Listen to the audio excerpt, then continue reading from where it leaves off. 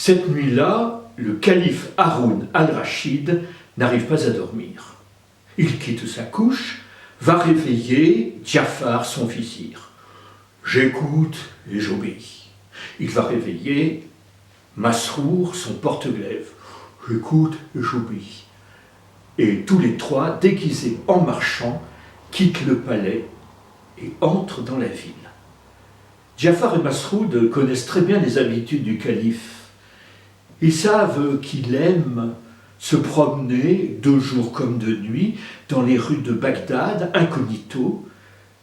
Il observe comment vivent les gens, qu'il écoute ce qu'ils disent de son gouvernement, et comme ça, il peut punir ceux qui pensent et parlent mal de lui, et il peut récompenser ceux qui pensent et disent du bien de lui. Il traverse le bazar, emprunte une ruelle qui va jusqu'au fleuve.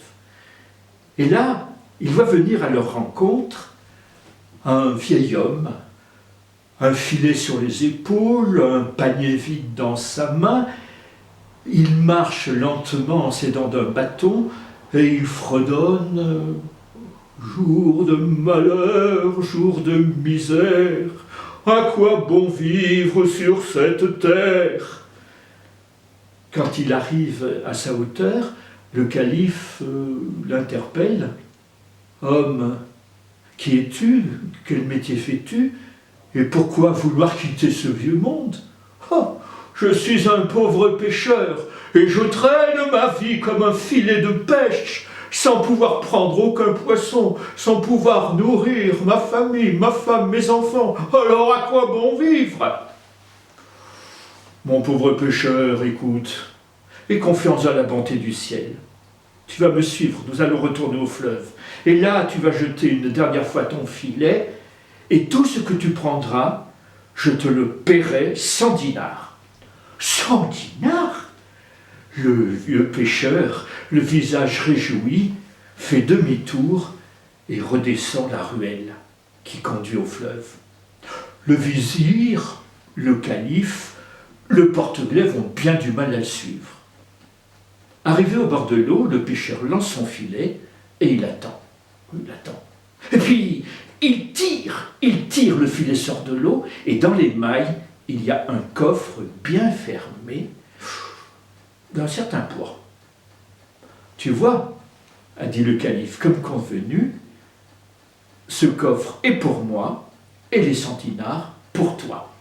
Le vieux pêcheur prend l'argent, balbutie des remerciements et s'éloigne tout en fredonnant « Jour de bonheur et jour de chance, aujourd'hui je vais reprendre ma vie de bonheur, plus de souffrance. » Le calife retourne au palais, suivi de Djafar et de Masroud, qui portent ce coffre bien lourd. Pas question de se retirer pour aller de nouveau dormir, la curiosité l'emporte. Il brise la serrure, soulève le couvercle, et là, il y a un panier fait avec des palmes tressées, et il soulève un morceau de tapis, puis ils enlèvent un tissu très fin, et là, il pousse 3 cris d'horreur. Il y a une jeune femme très belle, mais coupée en morceaux. Le calife sent les larmes qui jaillissent de ses yeux et roulent sur ses joues. Misérable Djafar, c'est ainsi que fonctionne ton service de sécurité? Comment de telles horreurs peuvent-elles se produire dans ma ville de Bagdad sous mon gouvernement? Si dans 3 jours, tu n'as pas retrouvé le meurtrier et que tu ne me l'as pas amené pieds et poings liés, je te crucifierai, toi et les 40 personnes qui font partie de ta large famille. Djafar est retourné chez lui. Il est resté cloîtré pendant 3 jours, en espérant que le ciel viendrait à son secours. Car à quoi bon chercher un meurtrier dans une ville grande comme Bagdad? C'est chercher une aiguille dans une botte de foin. Le 4e jour, un messager est venu pour le conduire chez le calife. « Alors, a dit le calife, Tu l'as trouvé, ton meurtrier? Jafar a dit au mon calife, à quoi bon chercher? Est-ce que j'ai le don de deviner les choses cachées? Non, je ne l'ai point trouvé. Eh bien, ne crois pas que je reviendrai sur ma parole, tu seras crucifié.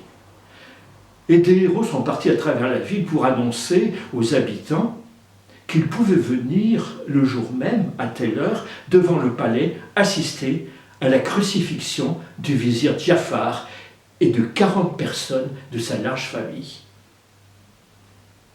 À l'heure dite, la foule est là, ne comprenant pas le pourquoi de ce châtiment.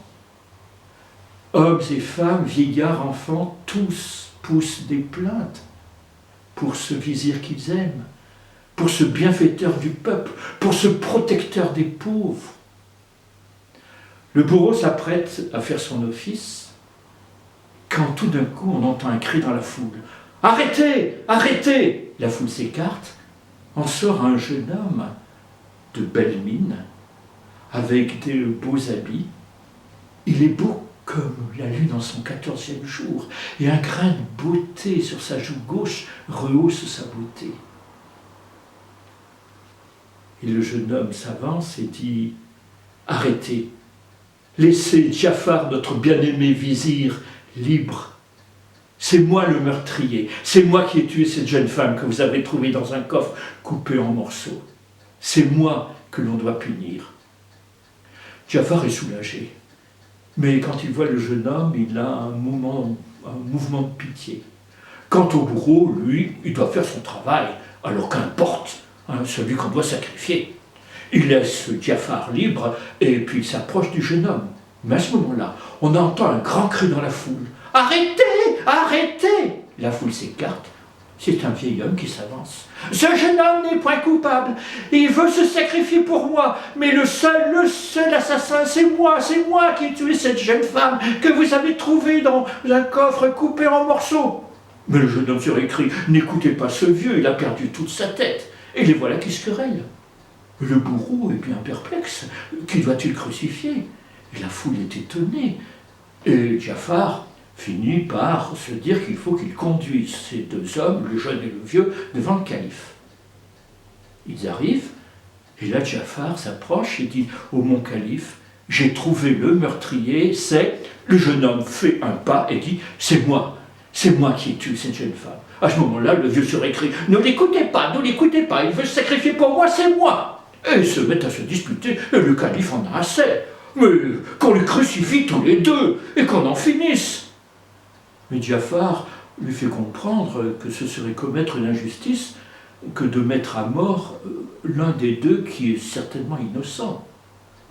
Alors le calife se calme et trouve que Jafar a en effet raison. Mais il dit, mais alors, comment débrouiller cette mystérieuse affaire?